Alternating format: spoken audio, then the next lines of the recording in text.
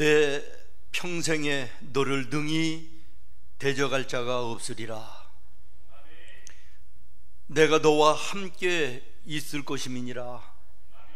내가 너를 떠나지 아니하리라. 내가 너를 버리지 않으리라. 땅을 차지하라.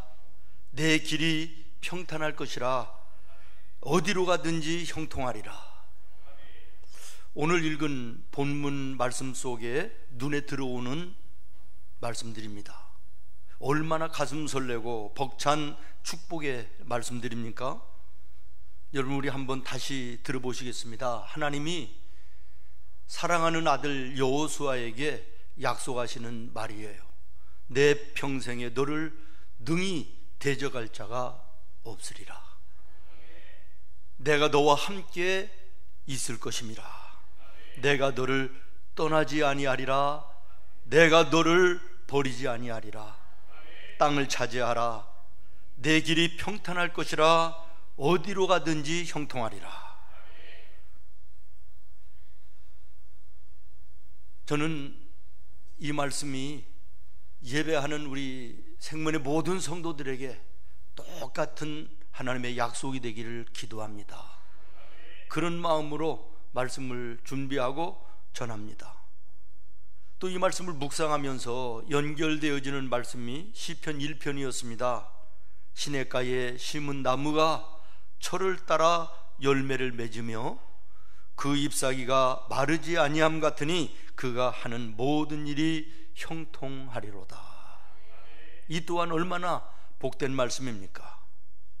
그러나 우리는 이 가슴 설레이고 벅찬 축복의 말씀 때문에 이보다 더 중요한 말씀인데도 불구하고 잘 눈에 들어오지 않고 마음에 닿지 않는 말씀을 그냥 놓쳐버릴 때가 있습니다. 7절 말씀입니다. 내게 명령한 것이 아니냐? 그 율법을 다 지켜 행하라. 8절입니다. 이 율법책을 내 입에서 떠나지 말게 하며 늘 묵상하고 지켜 행하라. 시편 1편의 말씀도 마찬가지입니다. 2절에 보면 오직 여호와의 율법을 즐거워하여 그의 율법을 주야로 묵상하는도다. 가슴 설레고 벅찬 축복의 말씀이 이루어지기 전에 하나님께서 여호수아에게 전제하셨던 말씀이 하나님의 말씀을 묵상하면서 하나님의 말씀을 생활 속에 실천하면서 하나님의 구별된 자녀다운 삶을 살아라. 그러면 내가 너를 이와 같은 은혜와 복으로 동행해 주겠다라는 말씀을 여러분 꼭 기억하시기를 바랍니다. 그렇습니다. 하나님의 말씀을 삶의 뿌리로 두고 믿음으로 살아가는 하나님의 자녀들에게 주시는 하나님의 약속이 오늘 본문의 내용인 줄로 믿습니다. 시냇가에 심겨진 나무, 얼마나 아름다운 모습입니까? 시냇가에 심겨진 나무가 어떤 의미이죠? 물의 근원에 연결되어 있다는 의미 아닙니까? 그렇다면 시냇가에 심긴 나무와 같은 사람이다 라는 것은 무엇입니까? 생명의 근원이 되시며 복의 근원이 되시는 하나님께 그 삶의 중심이 연결되어져 사는 사람을 의미하는 줄로 믿습니다. 시냇가에 심겨진 나무는 가뭄이 와도 끄떡이 없습니다. 비바람 광풍이 몰아쳐도 끄떡이 없습니다. 그 뿌리를 수원 깊이 내리고 넓게 뻗어 있기 때문에 그렇습니다. 하나님께 삶의 중심을 두고 하나님의 말씀을 공급받으면서 살아가는 하나님의 자녀들도 마찬가지입니다. 어려운 환경이 와도 끄떡이 없습니다. 환난과 인생의 폭풍우가 물어쳐도 넘어지고 쓰러지지 않습니다. 하나님이 보호자가 되시기 때문입니다. 하나님이 공급자가 되시기 때문인 것입니다. 성경에 소개하는 믿음의 사람들을 보면 뭐 대부분이 그렇습니다마는 오늘 여러분에게 소개하는 여호수아가 정말 시냇가에 심기운 나무 같은 그런 삶, 강하고 담대한 믿음으로 세상을 이기고 하나님의 영광을 나타낸 이런 믿음의 용사로 우리에게 모델 케이스가 되지 않나, 이런 생각을 갖게 되는 것입니다. 저는 오늘 말씀을 읽다가 3절을 읽으면서 그 말씀이 눈과 마음에 크게 와 닿았습니다. 3절 같이 읽겠습니다. 시작. 내가 모세에게 말한 바와 같이 너희 발바닥으로 밟는 곳은 모두 내가 너희에게 주었노니, 내가 앞으로 그 땅을 너희에게 줄 것이다 라고 하는 미래형으로 쓰여 있지 않습니다. 당연히 지금 상황으로 볼 때는 미래형으로 써져야 마땅한 것인데, 여러분 보십시오. 3절에 보면 시제상 과거 완료형입니다. 이미 주어졌다 라고 하는 그런 말인 것입니다. 지금은 이스라엘 백성들과 여호수아가 가나안 땅을 밟아보지도 못한 상태예요. 그저 바라보고 있는 상태인데 이미 하나님은 그들에게 저 땅을, 가나안 땅을 주었다고 말씀하고 계시다라는 것입니다. 다시 말하면 보장된 축복입니다. 그렇습니다. 사랑하는 성도 여러분, 하나님께 삶의 중심을 두고 하나님의 말씀을 공급받으며 그 말씀대로 세상을 사는 사람들에게 하나님께서는 축복을 보장해 주시는 것입니다. 승리를 보장해 주시는 것입니다. 여러분, 싸워봐야 승패의 결과를 알지, 이렇게 싸우는 사람과 승리를 확정 지어놓고 싸우는 사람과는 하늘과 땅 차이로 다릅니다. 하나님을 알지 못하고 약속을 받지 못한 세상 사람들은 인생 살아봐야 알지, 이렇게 얘기합니다마는, 그러나 나와 여러분은 이미 인생의 마지막은 복되고 아름다운 승리와 축복의 인생이 믿는 성도의 인생이라는 사실을 우리는 너무나도 잘 알고 있습니다. 싸워봐야 아는 인생과 이미 승리를 확정하고 걸어가는 인생은 삶의 질에서, 믿음의 질에서 하늘과 땅의 차이가 나는 것입니다. 믿음으로 살던, 하나님의 말씀을 공급받으면서 살던 여호수아의 본격적인 인생이 시작될 때 하나님은 오늘 말씀해 보니까 세 가지를 약속하십니다. 첫 번째는 뭐냐? 내가 너를 땅의 주인으로 삼아주겠다. 내가 너를 땅의 주인이 되게 하겠다. 2절로 3절을 보십시오. 그 땅을 내가 너에게 준다는 것입니다. 2절과 3절의 말씀을 가만히 다시 한번 살펴보십시오.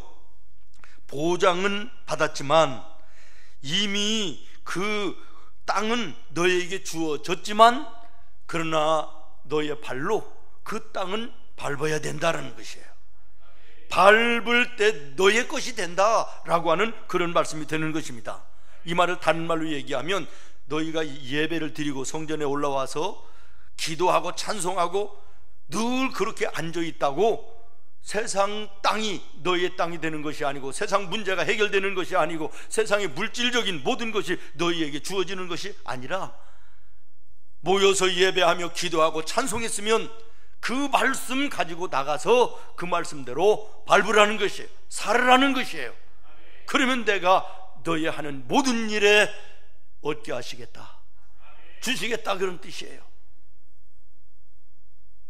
여러분, 오늘 우리가 기도하고 예배하고 찬송하고 하나님의 말씀을 마음에 품고 세상을 향하여 나가서 열심히 일하시기를 바랍니다. 학생은 열심히 공부하고, 사업하시는 분은 사업하고, 장사하시는 분은 장사하고, 회사 생활하시는 분은 회사 생활에 충실하시기를 바랍니다. 여러분이 원하는 이 땅에 기름진 모든 은혜와 복이 여러분에게 허락될 줄로 믿습니다. 땅을 밟으라, 너의 것이 될 것이다.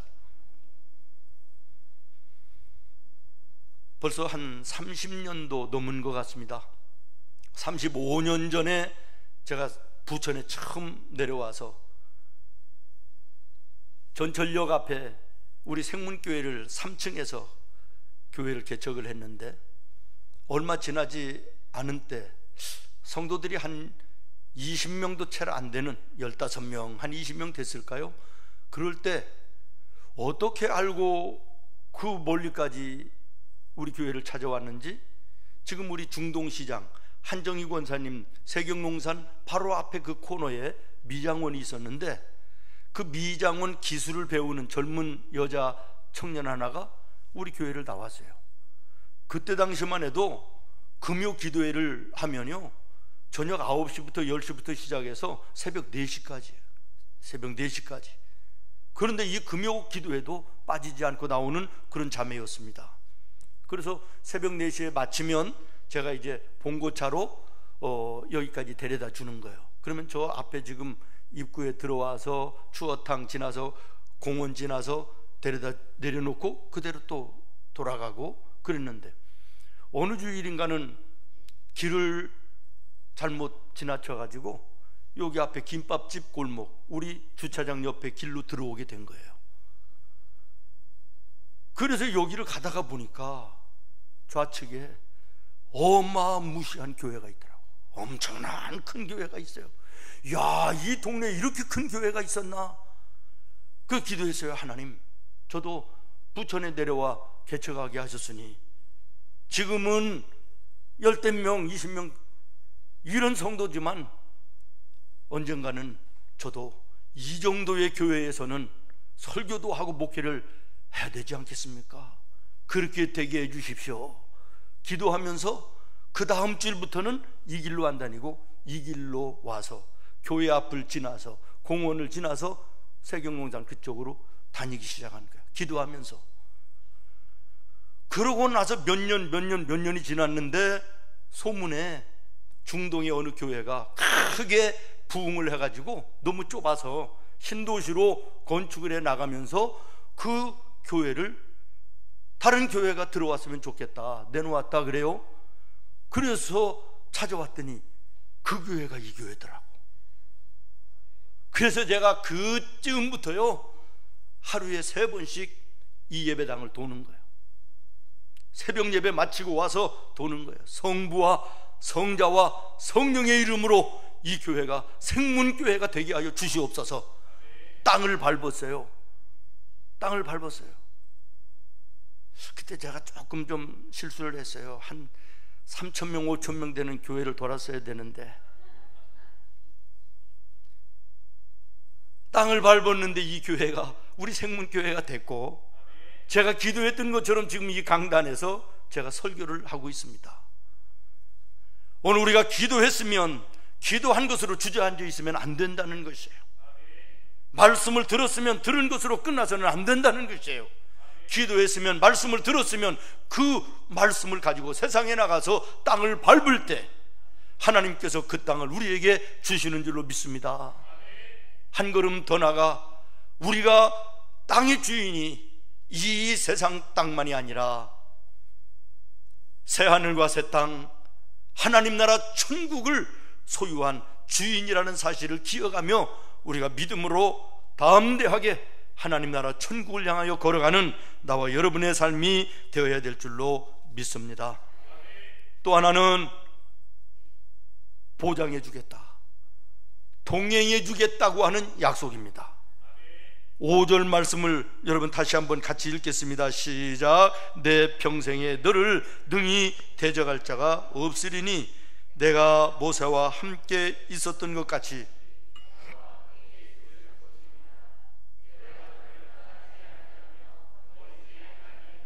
아멘. 동행해 주겠다고 하는 약속, 동행해 주겠다고 하시는 보장입니다. 여러분, 어두운 밤길을 간다든지 인생길을 걸어갈 때 나보다 약하고 힘이 없고 부족한 사람과 함께만 걸어가도 그래도 의지가 되는 것이에요. 그런데 나보다 힘 있고 능력 있고 모든 것이 앞서가는 사람과 함께 인생길을 걸어간다? 참 축복된 인생이죠. 하물며 전능하신 하나님, 창조주 하나님, 인생의 생사화복을 주장하시는 그 하나님과 내 인생길 함께 걸어간다. 이건 뭐 얘기할 거 없지 않겠습니까? 내가 세상 끝날까지 너희와 항상 함께 있으리라. 하나님의 약속인 뿐만 아니라 예수님 우리를 향하신 마지막 약속이셨음을 기억하시기를 바랍니다. 오늘도 지금 이 시간에도 우리 주님은 나와 함께 하십니다. 항상 함께 하시겠다라고 하는 이 말씀은 힘들고 어려울 때도 함께 하시겠다, 인생이 곤고하고 아프고 고통스러운 그날에도 하나님은 함께 하시겠다고 하시는 말씀인 줄로 믿습니다. 그러므로 우리 믿음의 성도들은 하나님의 말씀을 믿기 때문에 힘들 때도 어려울 때도 곤고하고 답답할 때도 실망하고 좌절하지 않는 것입니다. 함께 하시는 우리 주님이 이것을 이해하시고 이것을 축복으로 바꾸실 것이라고 하는 믿음 때문에 소망 가운데 힘있게 나아가는 것입니다. 그 다음에는 세 번째 약속입니다. 형통함을 약속해 주십니다. 7절 말씀에 가장 끝부분을 한번 보시기 바랍니다. 어디로 가든지 어떻게 하리니? 형통하리니. 8절 끝입니다. 내 길이 평탄하게 될 것이며 내가 어떻게 하리라? 형통하리라. 형통이 무엇입니까? 답답하게 가로막는 일이 무너지고 시원한 대로가 열려지는 거 아닙니까? 꼬불꼬불 꼬이고 막혀있는 길이 시온의 대로처럼 곱게 펴지고 고속도로처럼 열리는 것이 이게 형통 아니겠습니까? 막힌 것이 뚫어져 시원한 거, 이게 형통 아니겠습니까? 다시 말하면 하나님의 말씀을 따라 말씀을 붙들고 말씀 안에 순종하며 살아가는 하나님의 자녀들의 인생에 하나님이 영적인 고속도로를 내주시겠다라는 것입니다. 이 은혜가 오늘 우리 모두에게 있기를 예수님의 이름으로 축원합니다.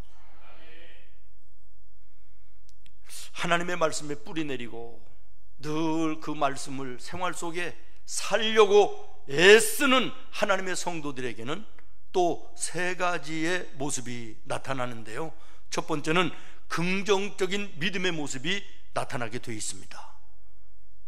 믿습니까? 여러분, 하나님은 절대로 부정적인 사고를 가지고 살아가는 사람을 들어서 사용하지 않으십니다. 믿음을 떠나서도 세상도 마찬가지입니다. 불평하고 원망하고 부정적인 생각을 가진 사람이 성공하고 승리하는 거 맞습니까? 신앙생활에도 마찬가지입니다. 나는 때를 잘못 만났어, 사람을 잘못 만났어, 친구를 부모를 잘못 만났어, 교회를 잘못 만났어. 뒤에서 불평하고 불만하는 사람 하나님 절대로 사용하지 않습니다.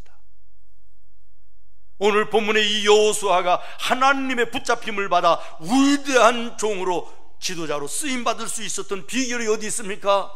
단 하나, 민수기 14장에 보면 12명을 정탐꾼으로 가나안에 파견할 때 돌아와서 보고한 사람들 가운데 대부분 10명이 부정적인 믿음, 그 보고였습니다. 그런데 2명 믿음의 긍정적인 신앙을 가지고 하나님의 함께 하심을 보고하던 그 2 사람 중에 하나가 여호수아입니다. 다시 말씀드립니다. 사랑하는 성도 여러분, 누군가를 원망하고 환경을 불평하고 그리고 긍정적이지 못한 부정적인 생각으로 인생을 살아가는 사람, 신앙의 길을 걸어가는 사람, 하나님이 함께하지 않습니다. 믿음이 있다는 것이 무엇입니까? 믿음의 눈으로 내 삶을 바라보는 것입니다. 믿음의 눈을 가지고 사람과 사람들을 바라보는 것입니다.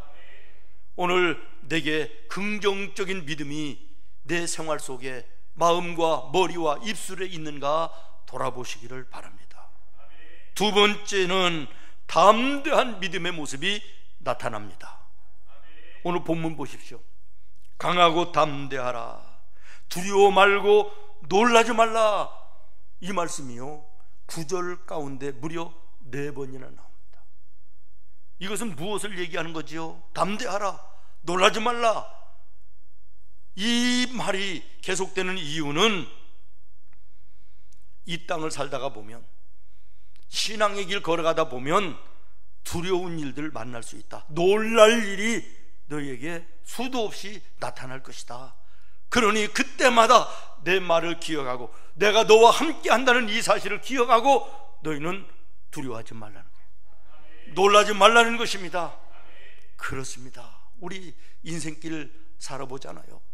원치 아니하는 일들이 얼마나 많이 있습니까? 가로막는 장애물이 얼마나 많이 있습니까? 답답하고 마음 아프고 마음 상하는 일들이 얼마나 많이 있습니까? 그래서 주저앉고 싶고 놔버리고 싶고 끝내버리고 싶은 이런 때가 한두 번이 아니지만, 그러나 믿음의 성도들은 그 속에서도 하나님이 함께 하실 때, 하나님이 도와주실 때, 하나님이 역사하실 때 이 문제가, 이 일이 어떻게 될 것인가를 생각하는 것입니다. 그리고 기도하고 다시 일어나는 것입니다. 말씀을 붙들고 다시 일어나 하나님 바라보며 전진해 나가는 것입니다. 이것이 믿음 있는 성도의 모습이고 여호수아의 모습이었으며 오늘 나와 여러분의 모습이 되어야 될 것입니다. 여러분, 루스벨트 대통령, 미국 34대 대통령인데 들어보셨지요? 미국의 한 130여 년의 역사 속에 지금까지 단 한 번도 사선을 해본 대통령이 없대요. 그런데 이분은 그 소아마비 장애를 가지고 있으면도 4번씩이나 대통령을 했고요. 가장 큰 업적은 미국의 대공황이 왔을 때 뉴딜 정책을 통해서 위기를 축복으로 만들어 세계의 최고의 강국으로 만드는 엄청난 일을 했던 그런 분으로 유명합니다. 그런데 그분이 대공황 속에서 한 이야기가 유명합니다. 우리가 두려워할 것은 두려움 그 자체뿐입니다. 무슨 얘기지요? 우리가 두려워할 것은 이 공황, 대공황, 경제적으로 어려운 거, 위기, 이것이 두려운 것이 아니라 그것을 바라보고 사람들의 마음속에 두려운 생각을 가지고 있는 거, 그래서 다른 일을 제대로 못하는 거, 이것이 문제고 두려운 것이다, 그런 얘기예요. 저는 이 이야기를 읽으면서 오늘의 우리 한국을 바라봤습니다. 우리 주변의 사람들을 바라봤습니다. 코로나 별거 아닙니다. 우리 성도들 가운데 코로나에 걸려서 참 힘들고 어려운 시간을 보낸 분도 계시지만, 심지어는 돌아가신 분도 계시지만 지병이 이전부터 있었던 일이고요. 그 나머지 다른 건강하신 분들은요 2, 3일 고통스러운 시간은 틀림이 없이 있었으나 그러나 그걸 지나면서 깨끗해졌습니다. 문제는 그것 때문에 두려운 마음을 가지고 그 두려운 마음에 붙잡혀서 마음껏 삶을 살지 못하는 것, 그것 때문에 문제가 있는 거 아닙니까? 코로나로 죽은 사람들보다, 그래서 피해를 입은 사람들보다 그 코로나에 대한 두려움 때문에 제대로 생활을 하지 못하고 그래서 위축되어지고 생활에 제한받는 그것 때문에 우울증에 걸리고 대인공포에 걸리고 삶을 포기하고 사회와 적응하지 못하고 고립되어지는 인격의 관계 속에서, 단절됨 속에서 자라나는 아이들이 입는 이 피해, 이건 어마어마한, 돈으로 해결하고 계산할 수 없는 엄청난 피해가 지금 일어나고 있음을 여러분 아십니까?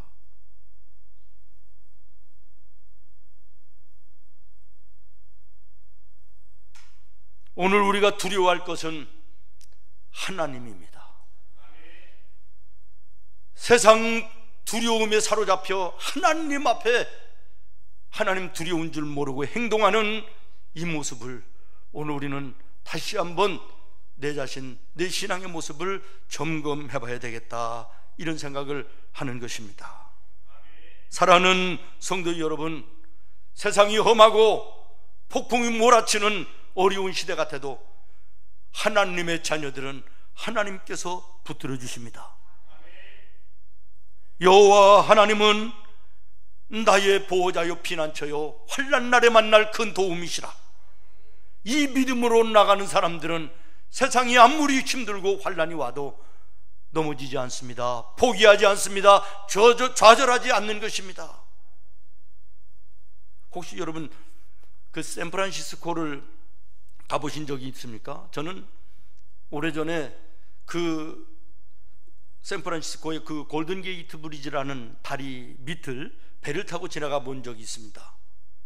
그 당시만 해도 세계에 제일 길고 가장 높은 다리로 유명했던 곳입니다. 그런데 이야기를 하나 들은 게 뭐냐면, 공사를 할 때 그 다리를 놓는데 많게는 하루에 수십 명도 떨어져서 강물 속에 죽었다는 거예요. 하루에도 몇 명씩은 사고가 나서 죽는 거예요. 그런데 어떤 한 분이 그 밑에다가 큰 그물을 설치합시다. 떨어져도 강물로 떨어져 죽지 않고 그물로 떨어지면 살 수 있으니까 그렇게 했는데요, 그 다음 날부터 떨어지는 사람이 한 사람도 없었대요. 떨어지면 죽는다고 하는 그 두려움과 불안함과 그것으로 오는 경직됨, 이런 것들 때문에 떨어진 거예요. 사랑하는 여러분, 우리 하나님은 인생의 환난의 날에도 변함없이 우리의 하나님이십니다. 그 하나님이 우리와 함께 하십니다. 그분이 우리의 보호자시요, 우리의 피할 바위시요 요새이십니다. 넘어질 쯤에 일으켜 세워주시고 다시 걸어갈 수 있는 힘과 용기와 능력을 허락해 주시는 분이십니다. 그러므로 그 하나님이 나와 함께 한다고 하는 이 믿음을 가지고 있는, 말씀을 확신하는 하나님의 사람들은 인생의 환난이 와도, 어려운 문제가 닥쳐도 두려워하지 않는 것입니다. 주님이 붙들어 주실 것을 믿기 때문입니다. 피난처가 되셔서 안보하여 주실 것을 믿기 때문인 줄로 믿습니다. 믿음만에 오늘도 담대한 하나님의 자녀들 되기를 바랍니다. 물론 우리에게 염려하고 두려워하고 불안할 요소들은 수도 없이 다가오나 그때마다 이 말씀 기억하시고 나와 함께 하시는 주님을 바라보며 믿음의 담대한 용사들로 승리하는, 오히려 축복으로 바꾸는 믿음의 창조적인 신앙인들이 되기를 예수님의 이름으로 축원합니다. 그 다음에 세 번째로 나타나는 모습은 좌로나 우로나 치우치지 않는 균형 잡힌 신앙의 모습이 나타나는 것입니다. 7절 말씀을 보면 좌로나 우로나 치우치지 말라, 그리하면 어디로 가든지 형통하리라. 다시 말하면 말씀 붙들고 믿음으로 사는 자에게 주님께서는 균형 잡힌 신앙을 허락해 주시고, 그러한 성도들에게 나타나는 모습은 균형 잡힌 신앙의 모습이 나타난다라는 것입니다. 어떤 유명한 신학자가 이런 얘기를 했습니다. 우리의 신앙생활에 있어서 지나치게 이성적인 신앙에 치우치게 되어지면 로댕에 생각하는 사람처럼 화석화되는 모습이 되어지고, 너무 감성적으로 치우치다가 보면 세르반테스의 그 돈키호테 같은 앞뒤 좌우 없는 그런 감정적인 신앙의 모습으로 흘러 이단 사이비 종교에 빠지기 쉽다, 이런 이야기예요. 맞습니다. 이성적인 것도 좋고 감성적인 것도 좋지만 어느 한쪽으로 우리의 신앙이 기울어지면 문제가 일어나는 것입니다. 아나니와 삽비라 같은 사람은 생각은 많이 했는데 하나님이 기뻐하시는 행동을 하지 않음으로 그의 인생이 불행해졌고, 우리가 잘 아는 베드로 같은 사람은 생각은 많이 하지 않고 행동만 먼저 하기 때문에 하나님과 주님 앞에, 세상 앞에 실수하고 실패한 일들이 한두 가지가 아닙니다. 오늘 나와 여러분이 하나님의 말씀을 늘 묵상하며 그 말씀대로 살려고 애쓰고 힘쓸 때 우리의 신앙에 나타나는 모습이 균형 잡힌 신앙의 모습이 된다라는 거예요. 이 모습이 나와 여러분이 되기를 바랍니다. 제가 여러 번 예를 들어서 말씀드렸던 이야기인데 잊혀지지 않고 참 의미 있는 이야기이기 때문에 또 한 번 말씀드립니다. 어느 아버지가 돌아가시기 앞에 놓고, 할아버지지요, 아들에게 교훈을 주기 위해서 강가로 데리고 나갔답니다. 그리고 이제 나룻배에 타고 노를 하나만 주고 저어봐라 그랬더니 아들이 열심히 저읍니다. 그런데 앞으로 나가지 않아요. 그 자리에서만 뺑뺑 도는 거예요. 또 하나의 노를 주면서 같이 저어봐라 그랬더니 앞을 향하여 건너편까지 쭉쭉 나가는 거예요. 아버지가 얘기합니다. 얘야, 하나님께 기도하고 예배하고 말씀으로 사는 이 한 가지만 가지고 너의 인생이 복될 수가 없다. 그렇게 했으면 나가서 일하는 이쪽 노가 저는 것처럼 너에게 맡겨진 모든 일에도 열심을 다하여 일해야 된다. 그럴 때 앞을 향하여 나아갈 수 있고 하나님 나라에 온전히 이룰 수 있단다. 이렇게 교훈했다라는 이야기입니다. 사랑하는 성도 여러분, 오늘 말씀을 정리합니다. 하나님을 중심해서 그 하나님의 말씀을 늘 공급받으며 그 말씀을 생활 속에서 살려고 애쓰고 힘쓰던 여호수아에게 하나님께서 세 가지의 축복을 약속하십니다. 땅의 주인이 될 것이다. 땅의 주인이 될 것이다. 그 다음에 내가 너와 늘 함께 동행해 주겠다. 너의 삶의 모든 일을 형통하게 해주겠다. 그러면서 이와 같이 사는 믿음의 사람에게 나타나는 세 가지를 또 말씀하십니다. 첫 번째입니다. 긍정적인 믿음의 모습이 나타납니다. 담대한 믿음의 모습이 나타나는 것입니다. 세 번째, 조화와 균형을 이루는 신앙의 모습이 그런 사람에게는 나타나는 것입니다. 이 모습이 오늘 나와 여러분 모두에게 나타나는 은혜가 되기를 예수님의 이름으로 축원합니다. 기도하겠습니다. 주님,